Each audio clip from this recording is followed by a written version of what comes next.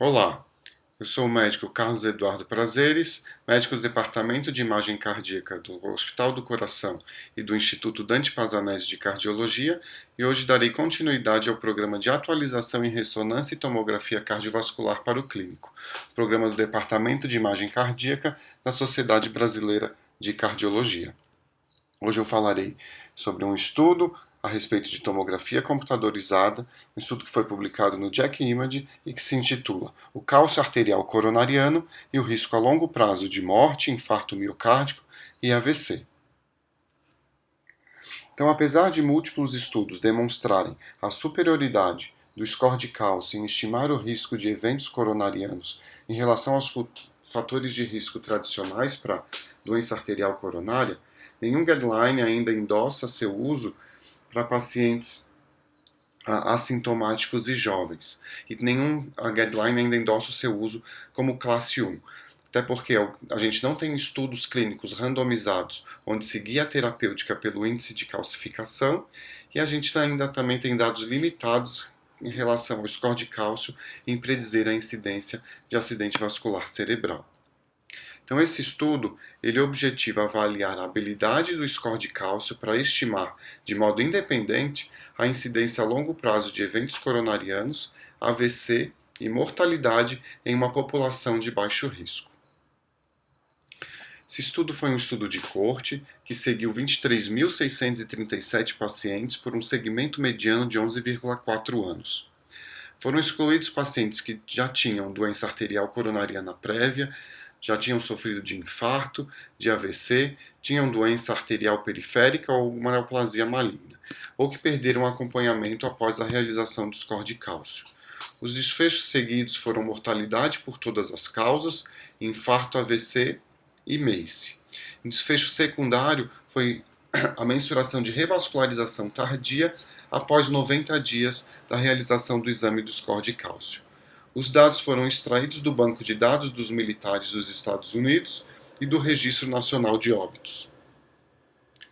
Então, que a gente tem os resultados foram divididos em 4 grupos: ausência de cálcio, cálcio de 1 a 100, score de cálcio de 101 a 400 e mais de 400 de score de cálcio.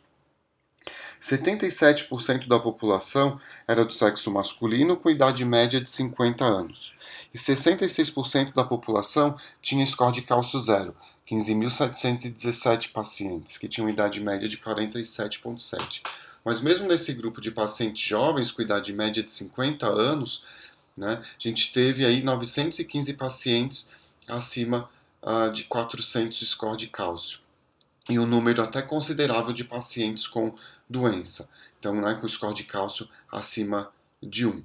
E à medida que o score de cálcio ele foi aumentando o seu valor, a incidência e a prevalência de fatores de risco tradicionais, como hipertensão, dislipidemia, diabetes e o tabagismo, foi proporcionalmente maior também.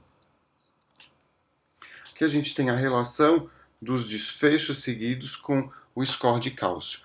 Tanto uma análise não ajustada pelos fatores de risco, como análise ajustada. Então, nesse segmento de 11,4 anos, a gente teve um total de 772 AVCs, 484 infartos, 825 revascularizações tardias e 628 mortes. Os pacientes com score de cálcio zero, 15.717 pacientes, tiveram uma taxa muito baixa de eventos, com risco de morte de 1% e 2,7% de MACE.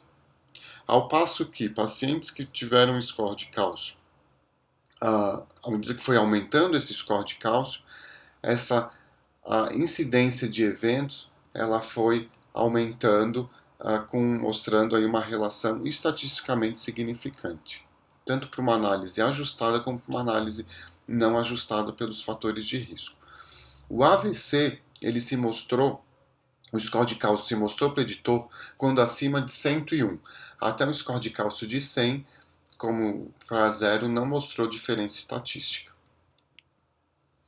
Aqui um outro análise mostrando que mesmo para pacientes sem fatores de risco tradicionais, qualquer cálcio se mostrou aí significativo. né, com hazard ratio de 1,67. E mesmo nesse grupo de pacientes sem fatores de risco, eu tive aí 12 pacientes que apresentavam um score maior do que 400, mostrando aí um risco 6 vezes maior de eventos, de MACE, no caso. E para pacientes abaixo de 50 anos, então pacientes bastante jovens, também qualquer cálcio se mostrou preditor de eventos, com um hazard ratio de 1,75.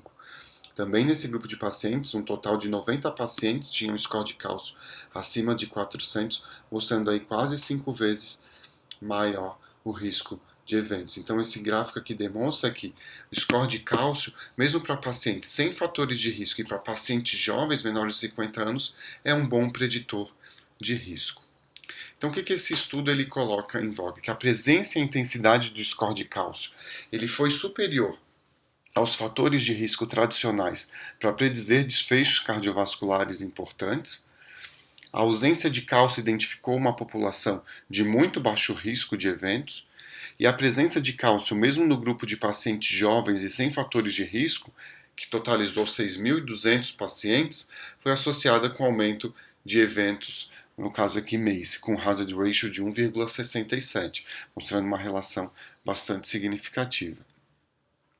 Então, os resultados desse estudo eles podem aumentar o uso podem levar ao aumento do uso do score de cálcio para essa população, né? Algo que a Sociedade de Tomografia Cardiovascular ela já coloca, como pacientes de 40 a 75 anos com risco de Framingham de 5 a 20%, né? Eu posso fazer mão do uso do score de cálcio para melhorar a minha estratificação de risco para aqueles pacientes que têm história familiar de DAC prematura e com risco até menor do que 5%.